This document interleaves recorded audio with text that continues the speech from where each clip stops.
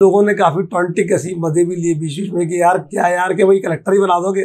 हमने एक मूवी देखी थी सूर्यवंशम, तो देखी तो उस समय जो है कि अमिताभ बच्चन ने जो किरदार निभाया था बहुत ही अच्छा था, देखने में बहुत डिजाइन उसको भी और मुझे बहुत पसंद आई। तो मैं इससे हमेशा कहता था यार काश तुम भी कलेक्टर बन जाओ, मैं मेहनत करूँ। तो बोले तुम करोगे क्या? आपने भी सिम्मी यादव जी का इंटरव्यू देखा था, आपको लगा कि... हाँ सर, सिम्मी यादव जी का इंटरव्यू देखा था मैंने, वो बहुत आपको लगा मुझे लगा बनना है लेकिन डिस्टर्ब करता होगा। ये तो सर बहुत प्यारा बच्चा है हमारा।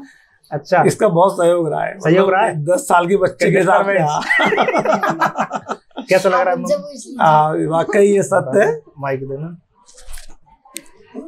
कैसा लग रहा है मम्मी डिप्टी कलेक्टर बन गई? बहुत अच्छा लग रहा है। जानते हो डिप्टी कलेक्टर क्या होता है? क्या होता है? ऑफिसर। ऑफिसर होते हैं। तुमको क्या बनना है? IAS officer. आईएएस ऑफिसर बनना है पक्का? और फुटबॉलर नहीं बनना? चेंज कर दिया गोल। अच्छा, क्रिकेट। क्रिकेट में कौन पसंद है? धोनी। कौन? MS धोनी। धोनी। कई बार ऐसी परिस्थितियां बनती है कि बच्चे के एग्ज़ाम हो रहे होते हैं और आपके भी एग्ज़ाम हो रहे होते हैं, आपको बच्चे को भी देखना है, तो उस दौरान लगता था कि शायद मैं उसके साथ न्याय नहीं कर रही हूँ। मैं अपने जो ससुराल पक्ष के भी जो कार्यक्रम होते थे उसमें नहीं जाती थी।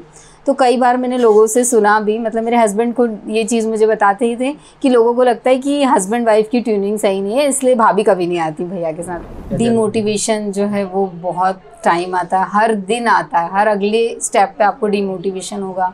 2 एग्ज़ाम्स मेरे क्वालिफाई नहीं हुए थे, 18-19, और उसके जस्ट बाद मेंस का एग्ज़ाम रहा। यही बोल के मैंने अपने आप को आगे बढ़ाया कि नहीं, जिस प्रकार से मेरे दोस्तों का चयन हुआ है मेरा भी एक दिन चयन होगा, और मुझे लगता है उसी का ये नतीजा है। 2020 का जब रिज़ल्ट आया तभी से मैं देख रही हूँ सिलेक्शन तक के। और मुझे जब मैंने सिमी यादव मैम उनका वीडियो देखा था, उसी दिन मुझे एहसास हुआ था कि नहीं, अब मुझे भी कुछ ऐसा करना है ताकि मेरा भी सिलेक्शन तक पर वीडियो आए। तो बस आज वही दिन आ गया है।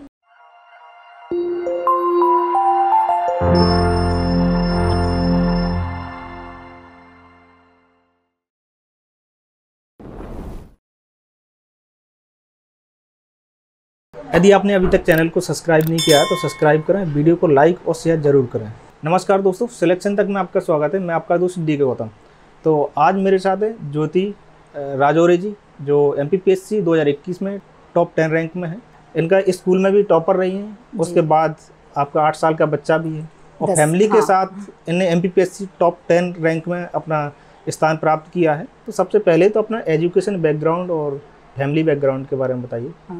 जी, मैं देवास ज़िले से हूँ प्रॉपरली, वहाँ का जो पानी गांव है। तो 5th तक तो मेरी जो एजुकेशन है वो गवर्नमेंट स्कूल में रही। उसके बाद 5th में मेरा चयन हो गया था नवोदय विद्यालय के लिए।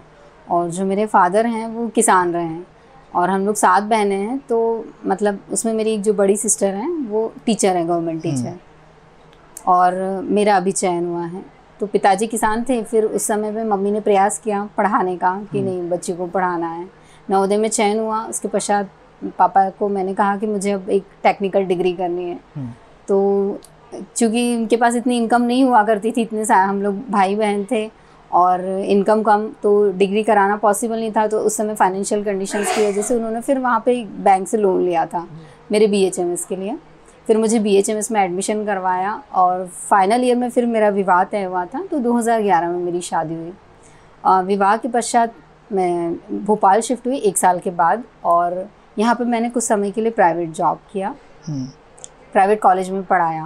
उसके 3 वर्ष के पश्चात मेरे जो बालक का जन्म हुआ 2014 में, और फिर मैंने उसे कुछ समय दिया अपना कि वो एक स्टेबल कंडीशन में आ जाए। जब वो 3 साल का हुआ, 3.5, मैंने उसका प्ले स्कूल में एडमिशन करवाया, और फिर मैंने धीरे धीरे सिविल सर्विसेज की तैयारी की। तो आप 7 सिस्टरों में आपका कौन से नंबर की बहन? मुझसे भी एक छोटी बहन है, और मैं सेकंड लास्ट हूँ। अच्छा, आप सेकंड लास्ट? जी जी।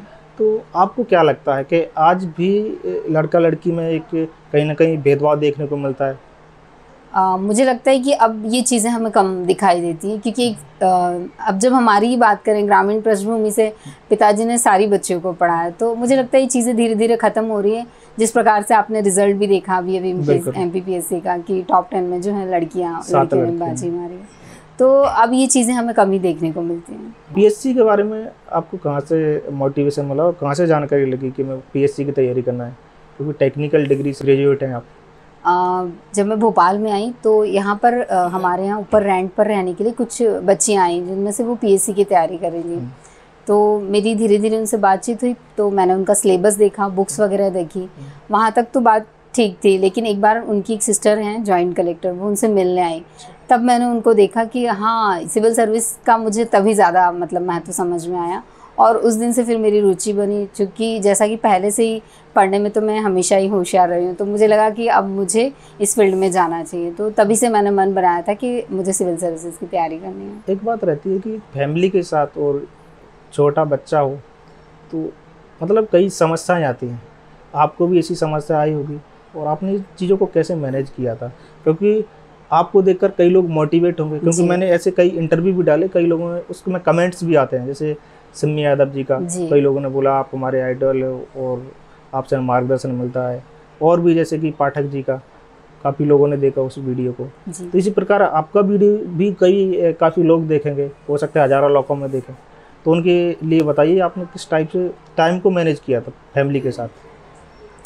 शुरुआत में जब मैंने तैयारी शुरू की थी तो मैं, बच्चा छोटा था तो मैं सुबह जल्दी उठकर घर का कार्य कर ली थी। उसके पश्चात 8 बजे से मैं इंस्टीट्यूट जाती थी प्रॉपर गाइडेंस के लिए, और उस दौरान 8 से 1 बजे तक का समय होता था, जिसमें पापा मम्मी बच्चे को देख लेते थे। तो घर का जो कार्य वो मेरा सुबह हो जाता था, और जो समय मुझे मिलता था 2 या ढाई घंटे का, उस दौरान मैं पढ़ाई करती थी। उस समय मुझे ज़्यादा समय नहीं मिल पाया क्योंकि बच्चा छोटा था, तो वो मेरे पास ही रहता था ज़्यादातर समय।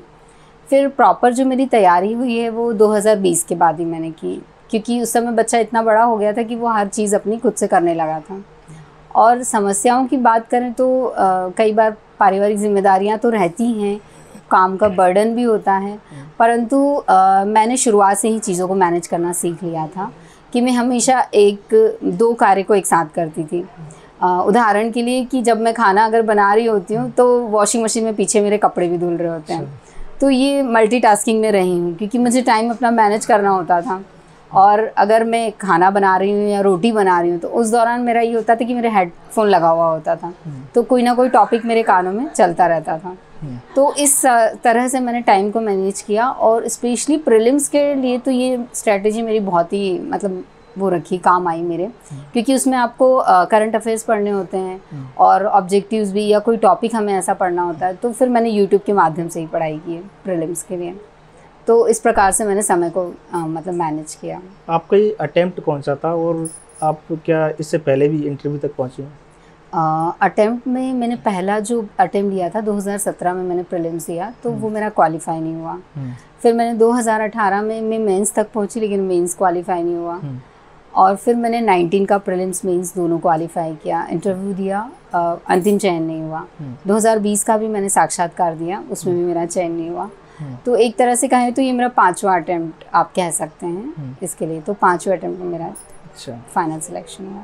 तो कई बार इस बीच ऐसा लगता है कि सिलेक्शन होगा या नहीं होगा, आपसे पहले आपके साथ वालों को सिलेक्शन होता है, उस वक्त आपको क्या महसूस हुआ था और क्या लगता था इस तैयारी के दौरान कि क्या छोड़ दें तैयारी को या फिर कंटिन्यू करें? कभी कभी लोग डेली मोटिवेट डिमोटिवेट होते रहते, तो अपने आप को इस 5वें अटेम्प्ट तक मोटिवेट कैसे रखा आपने? जी, ये जो तैयारी है इसमें डीमोटिवेशन जो है ये कॉमन सिम्टम है कि वो आना ही निश्चित तौर पर है। और कई बार ऐसी परिस्थितियां बनती है कि बच्चे के एग्ज़ाम हो रहे होते हैं और आपके भी एग्ज़ाम हो रहे होते हैं, आपको बच्चे को भी देखना है, तो उस दौरान लगता था कि शायद मैं उसके साथ न्याय नहीं कर रही हूँ। परंतु फिर मुझे लगता था कि अभी मैं कुछ समय और मैनेज कर सकती हूँ, अभी बच्चा 3rd या 4th क्लास में ही है। फिर मेरे हस्बैंड का कहना था कि अभी तुमने मेंस दिया है, मेंस क्वालिफाई किया है, इंटरव्यू तक पहुँची हो, तो सिर्फ एक लाइन का डिफरेंस है। ये लाइन जब तुम क्रॉस करोगी तो तुम्हें लगेगा कि तुम वाकई में तुमने प्रयास किया है या तुम सक्सेस हुई हो। तो सिर्फ एक लाइन को पार करने की अभी देरी है, तो संयम रखो। हमेशा वो मुझे मोटिवेट करते रहे इस जर्नी में पूरे समय। आपके हस्बैंड क्या करते हैं? मेरे हस्बैंड केमिस्ट हैं, मेडिकल स्टोर है हमारा। जी। तो जैसे कभी कभी जैसे आपने बताया कि बच्चे की भी एग्जाम होते थे, आपके भी एग्जाम होते थे, और फिर उस बीच में आपने कैसे मैनेज करते थे? पास में एक ट्यूशन टीचर हैं, तो उनसे मेरा पूरा कोऑर्डिनेशन होता था। उसके एग्ज़ाम के दौरान पूरा सिलेबस मैं उन्हें सेंड कर देती थी बच्चे का, और हम लोग दोनों ही मतलब कोऑर्डिनेशन के साथ चलते थे। 50% सिलेबस मैम कवर करवा देती, 50% मैं करवाती। मेरा काम सिर्फ मतलब रिवीजन का होता था एंड ऑफ द मोमेंट। तो ये फिनिशिंग वाला काम मैं बच्चे का कर लेती थी, उसके लिए मैं समय निकालती थी एग्ज़ाम के दौरान भी।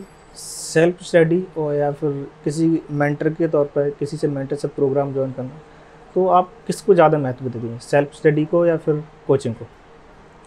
दोनों के ही हमें रिजल्ट मिल रहे हैं, परंतु मुझे लगता है अगर नया बच्चा है, कोई शुरुआत करना चाहता है, तो एक मेंटर जो है उसकी बहुत ही महत्वपूर्ण भूमिका होती है।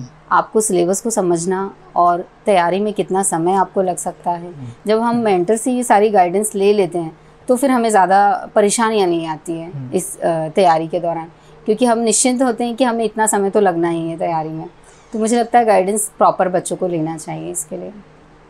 आपको क्या लगता है, आपको जो इतना टाइम लगा 4 से 5 साल 5वां अटेम्प्ट, इस बीच में आपकी क्या कमियां रहीं जो महसूस की हो आपने जी कि इस कारण से आपके सिलेक्शन नहीं हो पाया? कमियों में बात करूं तो शुरुआत में मैं बच्चा छोटा था तो प्रॉपर फोकस नहीं कर पाई, तो मेरी जो सिलेबस ही कंप्लीट नहीं हो पाया था शुरुआत की जो 2 एग्ज़ाम्स हैं। फिर भी मैंने जिस तरह से मतलब सेल्फ स्टडी करके मैंने 2 मेंस क्वालिफाई किए 19 और 20, और 20 के मेंस के बाद से मैंने एक डेडिकेटेड 21 का अटेम्प्ट दिया और 22 का अटेम्प्ट दिया, तो 22 भी मेरा क्वालिफाई हुआ है। ग्रुप स्टडी के बारे में क्या कहेंगे, क्या महत्व है इसका, क्या आपने ग्रुप स्टडी की थी? दूसरी बात इसमें कि ग्रुप कैसा होना चाहिए और सही ग्रुप का चुनाव कैसे करें यदि है तो? ग्रुप स्टडी बहुत महत्वपूर्ण है, क्योंकि जनरली प्रीलिम्स के दौरान ये होता था कि हम लोग कॉन्फ्रेंस कॉल में बातें करते हैं। कॉन्फ्रेंस में हम लोग जो भी टेस्ट पेपर्स होते हैं उनका डिस्कशन करते थे पर डे प्रीलिम्स के लिए, और जो टॉपिक्स होते हैं तो वो ऐसा होता है कि प्रीलिम्स की जगह हमें सिर्फ फैक्ट ही याद करने होते हैं, तो हम लोग का फ़ोन पे ही वो चीज़ हो जाया करती थी एक कॉन्फ्रेंस कॉल। तो मुझे लगता है कि डिस्कशन बहुत ही महत्वपूर्ण है। और रही बात मेंस के लिए, तो आंसर राइटिंग तो करनी ही चाहिए। सही ग्रुप में मुझे लगता है कि आपकी जो कैपेबिलिटी के लोग हैं उनको आप इजीली एनालिसिस कर लेते हो, कि जब 2 लोग हैं एक ही जैसा पोटेंशियल है तो वो आपस में समझ आ जाता है। जब आपके टॉपिक्स जल्दी जल्दी कवर होने लगते हैं, चीज़ें रिकॉल होने लगती हैं, तो हमें ऐसे ही व्यक्ति का चुनाव करना होता है, क्योंकि क्या होता है ये सिलेबस बहुत बड़ा है। अगर आप इसमें आप हर व्यक्ति की हर कदम पे मदद कर पाओ, ये पॉसिबल नहीं होता। अगर हम हर व्यक्ति की हर कदम पे मदद कर सकते हैं, परंतु अगर करने लगेंगे तो शायद सिलेबस हम कंप्लीट ना कर पाएँ। जैसे मैं अपना उदाहरण देना चाहूँगी कि अंकिता पाटकर जो रैंक 1 है, हम लोग दोनों ही नवोदय विद्यालय से हैं। अच्छा, एक ही साथ? एक ही साथ नहीं, मैं काफ़ी सीनियर हूँ। अच्छा। और अलग अलग नवोदय से, परंतु हम लोग का बैकग्राउंड मैच कर गया था टीचिंग के लिए, मतलब जो हमारा बैकग्राउंड था पढ़ाई वाला, तो हम लोग की कैचिंग पावर अच्छी रही दोनों की। शुरुआत से हम लोग दोनों एक एक टॉपिक पढ़ते, एक दूसरे को समझाते। तो 21 का जो 2 मेंस हमने दिया, हम दोनों ने साथ में पढ़ाई करके दिया। तो मुझे लगता है हमें ऐसी चुनाव जब हम करते तो हमें समझ आ जाता है कि किसके साथ हम लॉन्ग टर्म पढ़ सकते हैं। तो उसी तरह से हमें प्रयास करना चाहिए, क्योंकि समय बर्बाद करने का तो बिल्कुल भी वो होता ही नहीं है पीएससी में। तो आपका 2 लोगों का मात्र ग्रुप था? हाँ, 2 लोगों का चयन एमपीपीएससी की टॉप 10 लिस्ट में हुआ है, एक का फर्स्ट में, एक का 10 में। जी है? जी, इनफैक्ट हम लोग इंटरव्यू की भी यात्रा हमारी सेम ही रही। हम लोग भोपाल से भी साथ में गए और स्टे भी हमने एक ही जगह किया, बोर्ड भी सेम मिला और एक ही दिन हमारा इंटरव्यू था। एक चीज़ और रहती है स्टूडेंट्स की, मीडियम का कितना फर्क रहता है? क्या एमपीपीएससी में मीडियम को लेकर, कंटेंट को लेकर आपको इंग्लिश मीडियम में समस्या आई थी कुछ? एज सच इतनी समस्याएं तो नहीं है, क्योंकि इंटरनेट पे सब कुछ आज अवेलेबल है। जब हम देखते हैं मीडियम मैटर नहीं करता है पीएससी में, जैसा कि हम रिजल्ट्स देखते आए हैं पीएससी के कि इंग्लिश और हिंदी दोनों ही मीडियम में बच्चे करते हैं, परंतु शुरुआत में उन्हें चयन कर लेना चाहिए कि उन्हें किस मीडियम में ज़्यादा कंफर्टेबल होगा। कई लोग हिंदी में सक्षम होते हैं, कई लोग इंग्लिश में, तो मीडियम मैटर नहीं करता है। आपको ऐसा लगा था कि हिंदी से दूँ या इंग्लिश से दूँ? हाँ, जब मेरे शुरुआत के 2 अटेम्प्ट में मेरा सिलेक्शन मतलब नहीं हुआ, तो मुझे तीसरी बार लगा था 2021 में कि हो सकता है कि मैं शायद मीडियम का भी फ़र्क हो, परंतु मार्क्स डिस्क्लोज़ नहीं हुए थे। और मैं सोच रही थी कि अगर मैं फिर से हिंदी के लिए स्टार्ट करूँगी तो मुझे लंबा समय लगेगा, तो अभी मैं इसको 1 साल और बढ़ा कर देखती हूँ इंग्लिश मीडियम के साथ ही। फिर अवसर यह है कि मेरा फाइनली चयन हुआ, तो मुझे लगता है कि स्टार्टिंग से आपको समझ आ जाता है कि आपका क्या रहना चाहिए मीडियम। कि आपने जो तैयारी है शुरुआत केवल एमपीपीएससी की थी या यूपीएससी की? ऐसा बोला जाता है कि डिप्टी कलेक्टर यूपीएससी वाले बनते हैं, आपको क्या लगता है? मुझे कभी यूपीएससी का ख्याल नहीं आया, क्योंकि मेरे सामने एक ये था कि यूपीएससी एक बहुत बड़ा एग्ज़ाम है। और अगर मैं सिविल सर्विसेज, सबसे पहले तो ये था कि अगर मैं एमपीपीएससी क्वालिफाई हूँ तो वो बहुत बड़ी बात है मेरे लिए। यूपीएससी के लिए मैंने कभी नहीं सोचा। सबसे ज़्यादा जो कंफ्यूजन रहता है स्टूडेंट्स को जी कि नोट्स से तैयारी करें या बुक से तैयारी करें, आपने कहाँ से शुरुआत की थी इस तैयारी के दौरान? शुरुआत में जब मैंने तैयारी की थी तो उस समय मेरे पास एक इंस्टीट्यूट के नोट्स थे, तो सिर्फ मैंने उन्हीं को पढ़ा। और इवन 2018 तक मेरे पास कोई बुक नहीं थी।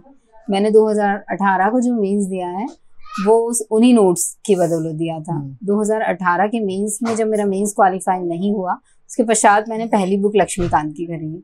तो बुक्स तो आपको पढ़ना चाहिए, जो स्टैंडर्ड बुक्स हैं जैसे एम लक्ष्मीकांत है, ज्योग्राफी के लिए बनवाले हैं। कुछ बच्चे जो हैं एनसीईआरटीज पढ़ते हैं अपने कॉन्सेप्ट क्लियर करने के लिए, तो बिगिनर्स के लिए वो भी बहुत ज़रूरी है एनसीईआरटीज पढ़ना, क्योंकि कई ऐसे टॉपिक्स हैं जो हम साइंस वगैरह वो एनसीईआरटी से आपके कवर होते हैं, तो एनसीईआरटी पढ़ना चाहिए बच्चों। क्या आपने अपने सेल्फ नोट्स कुछ बनाए थे या फिर जो कोचिंग संस्थान के नोट्स थे उन्हीं को आपने पढ़ा था? शुरुआत में जो था तो कोचिंग संस्थान के नोट्स ही पढ़े मैंने। फिर जब 2019 से मैंने अपने नोट्स बनाना चालू किए थे खुद के, तो मैं शॉर्ट नोट बनाती थी। शॉर्ट नोट जैसे एग्ज़ाम है अगर मेंस का तो क्विक रिवीजन हो जाए। आपको कब लगा कि शॉर्ट नोट्स बनाना चाहिए इस तैयारी के दौरान? जब मैंने 2019 का मेंस दिया और उस समय मुझे लगा कि अब मैं 6 पेपरों में तो मैं कॉपियों को तो फटाफट रिवाइज नहीं कर सकती, क्योंकि हमारे पास समय कम होता है, हमारे कंटिन्यू 6 पेपर होते हैं। तो हम कुछ ऐसे नोट्स पहले से बना के रखे। तो मैंने 2020 में नोट्स बनाए थे शॉर्ट वाले, 19 में तो मैं प्रॉपर नोट्स नहीं बना पाई, तो वही मेरी शायद कमी रही। और 20 में मैंने शॉर्ट नोट बनाए थे, परंतु अभी तक मार्क्स 20 के आए नहीं, तो मुझे ये नहीं पता कि कितने मार्क्स हैं। और 21 से तो मैंने शॉर्ट नोट उन्हीं को फॉलो किया है। जो शॉर्ट नोट मैंने 20 में बनाए थे, 21 में मैंने उन्हीं को फॉलो किया। शॉर्ट नोट्स कैसे बनाना चाहिए? शॉर्ट नोट का है कि हमें प्रीवियस ईयर पेपर्स तो देखने ही चाहिए, उसके अकॉर्डिंग जो मेन क्वेश्चंस होते हैं या जो टॉपिक्स हैं, जैसे हिस्ट्री है उसमें हम कुछ फिक्स्ड क्वेश्चंस हैं, एंशिएंट, मिडिवल और मॉडर्न से आते थे, तो उनके तो हमारे पास प्रॉपर होने चाहिए। 1 या 2 क्वेश्चंस तो आपको हर बार एग्जाम में नए मिलते हैं, तो वो शॉर्ट नोट अगर हमारे पास बने तो वो हर एग्जाम में हमें काम आएंगे। तो हमें क्वेश्चन वाइज भी बना सकते हो, टॉपिक वाइज भी बना सकते हो, तो उनमें आप उनका ईयर मेंशन करें और जो इम्पॉर्टेंट पॉइंट्स हैं या फिर डेटाज होते हैं तो उनको लिख लें। तो वो आप जब उनको बार बार देखेंगे तो वो हमें तुरंत रिवाइज हो जाते हैं, तो ज़्यादा इजी होता है लिखना। एक चीज़ और होती है इस तैयारी के दौरान कि एक लंबा टाइम लग जाता है किसी का लक होता है तो पहली बार में सेलेक्ट हो जाते हैं, जैसा कि आपके साथ भी हुआ। 4-5 साल का एक संघर्ष रहा। इस बीच में पारिवारिक दायित्व होते हैं कुछ जी, उनको आपने कैसे उसमें सामंजस्य बना रखा? कभी कभी ऐसा है कि शादियों में ना जा पाना, क्या आपके साथ ऐसा हुआ? कई प्रोग्राम छोड़ देते हैं, इस बीच क्या है कि परिवार में कुछ ऐसी गलत फहमियाँ भी आती हैं। जी। तो आपको कभी महसूस हुआ इन चीज़ों का? ऐसा रहा, मेरी जर्नी लॉन्ग इसलिए रही क्योंकि मैं घर के जो मेरे पारिवारिक दायित्व भी रहे मेरे साथ, तो मैं पूरी तरह फोकस नहीं कर पाई। शुरुआत के जो 2 मेरे अटेम्प्ट रहे वो एक तरह से मेरी प्रॉपर जो है सिलेबस ही कंप्लीट नहीं हो पाया था मेरा 19 और 20 तक। फिर उसके पश्चात मुझे एक समय मिलने लगा था, मैंने थोड़ा सेपरेशन भी बनाया, क्योंकि पहले मेरा जो बेडरूम था वो जस्ट नीचे ही था, वहाँ टीवी भी चल रही होती है। फिर मैंने धीरे धीरे सेपरेशन बनाना स्टार्ट किया, क्योंकि हमको ये एग्ज़ाम थोड़ा प्रैक्टिकल होना सिखाती है कि जब तक आप प्रैक्टिकल नहीं होंगे तो आप अपने लिए कुछ नहीं कर सकते। तो ये वाली चीज़ें रही। और रही बात सामाजिक जो दायित्व हैं, जैसे फंक्शंस में जाना और शादी वगैरह में, तो पापा कहते थे कि हम लोग जब तक शादी में नहीं जाएंगे, तुम लोग शादी में नहीं जाते हो, समाज हमको कैसे जानेगा, मतलब मेरी पहचान कैसे रहेगी, पापा का ये कहना होता था। मेरा कहना होता था कि अभी समय मिला है मुझे, फिर पूरे टाइम तो हमें शादियों में ही जाना है लोगों के। तो मैंने बिल्कुल दूरी बना ली थी। इनफैक्ट मैं अपने जो ससुराल पक्ष के भी जो कार्यक्रम होते थे उसमें नहीं जाती थी। तो कई बार मैंने लोगों से सुना भी, मतलब मेरे हस्बैंड को ये चीज़ मुझे बताते ही थे कि लोगों को लगता है कि हस्बैंड वाइफ की ट्यूनिंग सही नहीं है, इसलिए भाभी कभी नहीं आती भैया के साथ। तो इस तरह की मिसअंडरस्टैंडिंग भी मतलब कई बार लोगों में रही, परंतु हमने उन चीज़ों पे ज़्यादा ध्यान नहीं दिया, क्योंकि मैं और मेरे हस्बैंड हम दोनों के गोल डिसाइड थे। जब भी कभी मेरे रिलेटिव आते या उनके रिलेटिव आते, सिस्टर आ रही है या कुछ भी, तो मैं सिर्फ अपना 2 दिन का समय देती थी। फिर उनको पता था कि 2 दिन बाद उन्हीं को पूरा मैनेज करना है, तो मेरे हस्बैंड और हमारी अंडरस्टैंडिंग अच्छी थी, फिर वो सभी लोगों को मैनेज कर लेते थे। तो इस दौरान फिर मुझे ज़्यादा परेशानियाँ नहीं आई। इस तैयारी में सबसे जो मुख्य चरण होता है शुरुआत में, वो होता है प्रीलिम्स क्लियर नहीं होता है तो फिर मेंस में बैठने का मौका नहीं मिलता। तो प्रीलिम्स की तैयारी आपने कैसे की, और आपने 2-3 बार प्रीलिम्स निकाला? जी। और बच्चों को कैसे करना चाहिए? जी 2018 से लेकर 22 तक मेरे लगातार प्रीलिम्स लिख रहे हैं। तो कई लोग मुझे सिर्फ प्रीलिम्स के लिए कॉल करते थे कि मैडम आप प्रीलिम्स का बताइए कि प्रीलिम्स कैसे निकालें, और वो भी अनरिजर्व्ड कैटेगरी के स्कोर के साथ। तो प्रीलिम्स के लिए मेरा ये था कि मैं मल्टीपल जो ऑब्जेक्टिव्स हैं उनको लगाती थी। अगर मैंने प्रीलिम्स का पेपर सॉल्व किया है और जहाँ उसमें कुछ फैक्ट अगर मुझसे नहीं बने कोई क्वेश्चन, तो मैं उनको एक कॉपी में नोट डाउन करती थी। और मेरा ये टारगेट होता था कि आज जो मैंने क्वेश्चंस नोट डाउन किए हैं उनको अगला पेपर लगाने के पहले मैं रिवाइज़ करूँगी उन फैक्ट्स को। तो इस प्रकार से जब आप नए क्वेश्चंस के जो आपसे नहीं बन रहे होते उनको फैक्ट को रिवाइज़ कर रहे होते हैं, तो फिर मुझे लगता है कि प्रीलिम्स की अच्छी तैयारी होती है। तो ये वाला भी चीज़ लोग फॉलो कर सकते हैं। दूसरी बात, एक चुनौती और आती है तैयारी के दौरान, सही कंटेंट का चुनाव कैसे करें, और आपने कंटेंट का चुनाव कैसे किया था? इंग्लिश मीडियम्स में तो बुक्स अवेलेबल होती नहीं है, तो मेरा हमेशा ये रहता कि नेट से सर्फिंग करके नोट्स बना लेती थी। जो कॉम्प्लिकेटेड टॉपिक मुझे लगते थे, जैसे बायोलॉजी के मैंने कभी नोट्स नहीं बनाए, क्योंकि मैं मेडिकल फील्ड से हूँ, तो मुझे कभी समस्याएं नहीं आई। इनफैक्ट डायग्राम के लिए भी कभी मुझे प्रॉब्लम नहीं आई। परंतु कुछ ऐसे सब्जेक्ट रहे, हिस्ट्री है जैसे, और फिज़िक्स केमिस्ट्री, इनके मैंने नोट्स बनाए।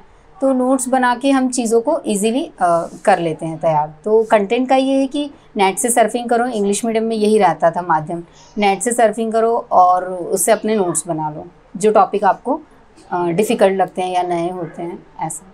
मुख्य परीक्षा में फ्लोचार्ट डायग्राम का आपको क्या लगता है, कितना योगदान रहता है? जी, फ्लो चार्ट और डायग्राम का बहुत योगदान है। और डायग्राम तो अगर आप 3 मार्कर में भी बनाते हैं, जैसा कि मैंने 2021 में यही किया। जो ज्योग्राफी का पेपर था और हिस्ट्री का, उसमें जितने क्वेश्चंस थे मैप से रिलेटेड, चाहे वो एमपी के हों, इंडिया के हों, मैंने हाफ इंडिया का जो मैप है वो बनाया है, अगर इंडिया का क्वेश्चन है। इनफैक्ट 3 मार्कर में मेरे सारे मार्कर में डायग्राम रहा है। और अगर उन्होंने 3 नंबर में सेल पूछा था, तो मैंने प्लांट और एनिमल सेल का भी डायग्राम बनाया है 3 मार्कर में, दोनों का। तो इस प्रकार से मतलब मैंने अपना प्रेजेंटेशन रखा है 3 मार्कर में। तो डायग्राम और मैप्स, फ्लो चार्ट बहुत महत्वपूर्ण होते हैं। क्या आपको लगता है कि जो करंट अफेयर्स के डाटा है उसको भी आपने मेंस में पुट किया था कहीं सब्जेक्ट में? बहुत ही महत्वपूर्ण होता है करंट का डाटा, जिससे हम न्यूज़पेपर पढ़ रहे होते हैं। आप पहले सिलेबस को पढ़ो, उसमें जब अगले दिन आप न्यूज़पेपर पढ़ते हो तो हमें कुछ ना कुछ फैक्ट तो मिल ही जाता है। तो इस प्रकार की भी एक मैंने कॉपी बनाई थी, जिसमें मैंने लिखे थे कि करंट की अगर कोई टॉपिक है जो किसी आंसर में मैं लिख सकती हूँ, तो उनको मैं बार बार रिवाइज़ करती थी। तो ये बहुत ही महत्वपूर्ण पार्ट है। आप कंक्लूजन के तौर पे या इंट्रोडक्शन के तौर पे उन चीज़ों को अगर ऐड करेंगे तो मार्क्स ज़्यादा मिलने के चांस होते हैं। आंसर राइटिंग में और क्या करना चाहिए? अगर आपको अपने आंसर में कुछ न्यू या इनोवेटिव करना है, तो मैंने जो किया था, मैंने कोटेशंस बहुत सारे याद कर लिए थे। हर सब्जेक्ट के लिए मैंने एक कॉपी बनाई थी, उसमें मैंने सबके लिए कोटेशंस लिखे थे। एथिक्स हुआ, आपका पॉलिटी हुआ, तो इन कोटेशंस को जब आप पुट करते हो स्टार्टिंग में ही आंसर के या end of the answer conclusion में, तो वो ज़्यादा इंप्रेसिव होता है। तो कोटेशंस ज़्यादा आप यूज़ कर सकते हो। एक ये जो चीज़ है मैंने अडॉप्ट की थी ये। आप इंग्लिश मीडियम से थे जी, और इंग्लिश मीडियम वाले बोलते हैं कि हिंदी में दिक्कत आती है। क्या आपको ऐसा कुछ देखने को मिला, हिंदी में दिक्कत आई हो पेपर फिर तो 6 में? हम लोगों ने नवोदय से पढ़ाई की है, तो वहाँ हमारा स्टैंडर्ड ये होता था कि 8th क्लास तक आपका पूरा जो सिलेबस है वो हिंदी में ही होता था। इनफैक्ट जो हिस्ट्री और पॉलिटी है वो भी हमको हिंदी में ही पढ़ाई जाती थी। तो हमारे साथ कभी मुझे ये प्रॉब्लम नहीं आई, हिंदी इंग्लिश कन्वर्जन और इंग्लिश टू हिंदी। तो मेरा हिंदी का हमेशा अच्छा रहा परफॉर्मेंस, मुझे कभी प्रॉब्लम नहीं आई हिंदी में भी। इस बीच तैयारी के दौरान और कौन कौन सी चुनौतियाँ रही जो आपके सामने आई, आपको लगता है कि बच्चों को बताना चाहिए? डीमोटिवेशन जो है वो बहुत टाइम आता है, हर दिन आता है, हर अगले स्टेप पे आपको डीमोटिवेशन होगा। 2 एग्ज़ाम्स मेरे क्वालिफाई नहीं हुए थे, 18-19, और उसके जस्ट बाद मेंस का एग्ज़ाम रहा। यही बोल के मैंने अपने आप को आगे बढ़ाया कि नहीं, जिस प्रकार से मेरे दोस्तों का चयन हुआ है मेरा भी एक दिन चयन होगा, और मुझे लगता है उसी का ये नतीजा है। और अपने परिवार वालों से लोग बातें कर सकते हैं, मतलब मुझे लगता है बच्चों को अपने परिवार से अपनी समस्याएं डिस्कस करनी चाहिए, अपने फ्रेंड सर्कल में जाएं, मिलें। तो ये वाला जो डीमोटिवेशन वाला फैक्टर है, ये एक आपकी चुनौती हो सकती है। उसके साथ समय प्रबंधन तो मैं आपको अपनी स्ट्रेटजी बता ही चुकी हूँ। पारिवारिक दायित्व की बात अगर मैं करूँ तो मेरी फैमिली में मैंने एक इन्वायरमेंट बना लिया था कि अब मुझे एक कॉन्फिडेंस आ गया था कि नहीं, अब कुछ भी समस्या आएगी तो मेरी फैमिली मेरे साथ कोऑर्डिनेट कर लेगी। तो इस तरह से मैंने इन्वायरमेंट क्रिएट कर लिया था। सिलेक्शन तक का वीडियो आप कब से देखते हैं और आपको क्या अच्छा लगा? सिलेक्शन तक की वीडियोस में मैंने 2020 के जो साक्षात्कार हुए हैं उनको मैंने देखा, जो आप वहाँ से रिव्यू इंटरव्यू वाले भेज रहे होते हैं वो उनको देखा। टॉपर्स के जो वीडियो हैं वो मैंने देखे। तो 2020 का जब रिज़ल्ट आया तभी से मैं देख रही हूँ सिलेक्शन तक के। और मुझे जब मैंने सिमी यादव मैम उनका वीडियो देखा था उसी दिन मुझे एहसास हुआ था कि नहीं, अब मुझे भी कुछ ऐसा करना है ताकि मेरा भी सिलेक्शन तक पर वीडियो आए। तो बस आज वही दिन आ गया है। मेरे सामने ओम प्रकाश जी हैं, जो ज्योति जी के हस्बैंड हैं। कहीं ना कहीं सिलेक्शन में या कोई भी सक्सेस स्टोरी में परिवार का बहुत बड़ा रोल रहता है। कहीं ना कहीं सक्सेस में आपका भी बड़ा योगदान रहा। तो आप क्या कहेंगे, आपको क्या महसूस हो रहा है आपकी वाइफ का सिलेक्शन? बहुत खुशी हो रही है। इसने बहुत मेहनत करी, प्रतिभाशाली थी और धीरे धीरे इसको पढ़ने का मन भी था। मेरा भी मन था क्यों ना मतलब आगे पढ़ाया जाए। भाई देखिए, परिवार के हर सदस्य को पढ़ने का हक तो है। ये अपने मायके में थी तब भी पढ़ना चाह रही थी। वो हमारे के पापा का भी एक मोटिव रहा है कि कभी ऐसा बेटी या बहू में बहुत ज़्यादा फर्क नहीं देखा है। हालांकि डॉक्टर थी, बस एक जर्नी आई और एक मूवमेंट आया और हम कन्वर्ट हो गए। कुछ हमारे यहाँ रेंट पे लड़कियां आई रहने के लिए। हमने एक मूवी देखी थी सूर्यवंशम, तो देखी तो उस समय जो है कि अमिताभ बच्चन ने जो किरदार निभाया था बहुत ही अच्छा था। देखने में बहुत जिनाइन उसको भी और मुझे बहुत पसंद आई। तो मैं इससे हमेशा कहता था यार काश तुम भी कलेक्टर बन जाओ, मैं मेहनत करूँ। तो बोले तुम करोगे? मैंने कहा हाँ मैं वाकई साथ दूंगा। वो एक बात थी, लहजा था। थोड़े समय बाद धीरे धीरे गई, लेकिन मुश्किल से 6 महीने बाद ही जो है कि हमारे कुछ रेंट पे लड़कियां आई और बात में उन्होंने मुझे पिन करना शुरू करा कि इतनी अच्छी लड़की है, भाभी इतनी इंटेलिजेंट है, भैया कर क्या रहे हो? मैंने कहा डॉक्टर है, बहुत अच्छा काम कर रही हो, नारायण में उसका बहुत अच्छी रेपुटेशन है, मतलब अच्छे लेक्चरों में गिनती आती है। तो भैया ये बहुत और भी आगे जा सकती है, इनकी प्रतिभा सीमित नहीं है। अच्छा, मुझे भी कहीं ना कहीं क्लिक करी वो चीज़। और फिर हम एक प्राइवेट कोचिंग में गए इनके लिए। तो उन्होंने मुझसे कहा देखा सर जोश तो बहुत अच्छी बात है, आप शादीशुदा हो, बच्चे हैं आपके, आप फीस भर जाओगे, मुझे लग रहा है कि भर दोगे आप, पर फीस भरना इसका उद्देश्य नहीं। आप पढ़ा पाएंगे क्या बाकायदा इनको? मैंने कहा सर पढ़ाऊँगा। कह लगे देखिए ओपीजी बोलना बहुत अच्छा लगता है, ये पेशेंस वाला काम है। आप 1 साल बाद ही सर पकड़ेंगे कि मैं कर क्या रहा हूँ। अगर आप कर पाओ तो आप आओ, क्योंकि मुझे उतनी फीस से मतलब नहीं है। वो भी बहुत जिनाइन सर थे जब यहाँ करा था। मैंने कहा सर मैं कमिट करता हूँ कि मैं करूँगा। फिर धीरे धीरे करा। तो उस साल तो हमारा 3 महीने बाद ही शायद प्री था 17 में, तो तैयारी हो नहीं पाई थी, बहुत छोटा था समय। फिर 18 में इन्होंने अच्छे से दिया। 18 में हम इनको समय नहीं दे पाए। 18 में हम इनको इतना प्रॉपर समय नहीं दे पाए जितना इनको पढ़ना चाहिए था, क्योंकि हमें भी उस चीज़ की समझ नहीं थी। अच्छा, वो मूवी भी चलती रही धीरे धीरे और हमारे विचार धीरे धीरे कहीं ना कहीं क्लिक होते गए। हमारी बॉन्डिंग तो अच्छी थी शुरू, तो फिर हम बहुत अच्छे दोस्त बने, मतलब एक कॉर्पोरेट फ्रेंड भी बनना शुरू हुए कि यार तुम पढ़ा करो, मुझे सुनाया करो, हम खाना खाते हैं तो दोनों आपसी बात करेंगे। क्योंकि इसका नेचर ऐसा है कि सिंगल टाइम अपना मिसयूज नहीं करती। अगर जब इसने पढ़ाई शुरू करी थी तो अगर ये खाना भी बना रही है तो अपना हेडफोन लगा लेती थी। अगर हम लोग बात कर रहे हैं तो हमारी बात जो होती थी सिर्फ पढ़ाई को लेकर होती थी। बहुत सारे डिसीजन आए। पापा मेरे बहुत हेल्पफुल थे। फिर माँ बाप को ये चीज़ समझ में आई तो पापा ने फिर जो हेल्प करना शुरू करी, पूरी गृहस्थी उन्होंने मतलब संभाली काफ़ी। उन्होंने कहा यार तूने स्टार्टिंग तो कर ली है, पर अब इसको मंजिल तक ले जाना। उनकी बहनों का बड़ा सपोर्ट था। मतलब मैं कह नहीं सकता उस चीज़ के लिए कि वो हर तरीके से वो डिस्क्राइब नहीं कर सकते। मेरी बहनें आई। अच्छा, बीच में क्या हमने एक समन्वय बनाया परिवार के साथ में कि यार कभी शादी हो या फंक्शन हो, आपकी बहन आए या मेरी बहन आए, आपका भाई आए या मेरा भाई आए, तो परिवार मैं देखूंगा। और शिक्षा के प्रति भैया आप, क्योंकि ये टाइम देने से उनको बहुत दिक्कत है। अगर इनका 1 घंटा भी इनकी बहन ने लिया या आपने ले लिया इंटरव्यू दो, तो इनको चिड़ होती है। फिर ये 1 घंटा अपना रात में कवर करती है, भले वो 2 घंटे सोए ना। इसका नेचर शुरू से है। फिर धीरे धीरे जर्नी आगे बढ़ती गई और आज आपके सामने जो है रिजल्ट। बीच में काफ़ी दौर आए, ऐसे रिसेशन के दौर आए। डिप्रेशन तो इसमें आया ही आया, ऐसा नहीं है। हर 6 महीने तक डिप्रेशन आता था, क्योंकि रिजल्ट के बाद फेलियर्स भी आए हमारे सामने। और धीरे धीरे आगे फेलियर आया तो आपको नहीं लगा कि कोचिंग वालों में सही बोला? फेलियर के टाइम में स्ट्रांग रहा हूँ। अगर ये कभी टूटी भी है तो ये बैठी है। जब फेलियर आए तो हमने सिंगल डिश रात खराब करी है, क्योंकि ऐसा नहीं है रिजल्ट आता है तो डेफिनेटली बुरा लगता है कि अगर आपका सिलेक्शन हो गया है, मुझे खुशी है आपके लिए, लेकिन कहीं ना कहीं मुझे लगता है कि मैं भी डिजर्व करता था। ये चीज़ तो उसके मन में रहती थी। फेलियर आता है तो एक दिन तो हमारा खराब जाता है, पर हमने कभी सिंगल डे खराब नहीं करा। मतलब फाइनल रिजल्ट से भी आप मानेंगे मुश्किल से 2 दिन पहले भी जो है कि ये बढ़िया प्री की तैयारी करी थी 2023। 1 दिन पहले भी हम लोग फिर वो डिप्रेशन के दौर में थे कि यार नहीं करना तो क्या करें, लेकिन 3 घंटे बाद ही जो है कि ये फोकस है। मतलब इसके बाद हमेशा लक्ष्य रहा है कि सिंगल लक्ष्य था उसका। क्या आपने भी सिम्मी यादव जी का इंटरव्यू देखा था? आपको लगा कि हाँ सर, सिम्मी यादव जी का इंटरव्यू देखा था मैंने, वो बहुत आपको भी लगा मुझे हस्बैंड बनना है? नहीं सर, ऐसा तो कुछ नहीं था। हस्बैंड लेकिन दोस्त अच्छे थे, ये प्रतिभाशाली थी। हाँ, मन में एक वो था, हमने जो मूवी देखी थी वो हम दोनों के दिमाग में रहती थी।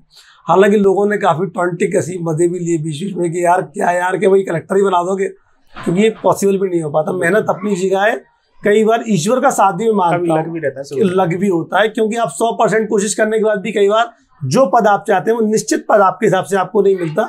ये भाग्य भी तय करता है और कई बार थोड़ा समय भी तय करता है। जब आपकी शादी हुई थी तो ऐसा कुछ क्लियर किया था कि मुझे आगे पढ़ना है या ऐसा कुछ? हाँ, ये बात क्लियर हुई थी, पर ये मुझसे नहीं हुई थी। ये मेरे पिताजी ने जो है इनके पिताजी से कहा था। इनके पिताजी ने कहा था, सर मैं किसान हूँ, मैंने अपनी क्षमता के अनुसार सारी बच्चियों को पंख दिए जितना मुझसे बन पाया, आप किसको आगे पढ़ाएंगे क्या? उन्होंने एक निवेदन रहा था, क्योंकि उनके पिताजी बहुत ही गंभीर व्यक्ति थे।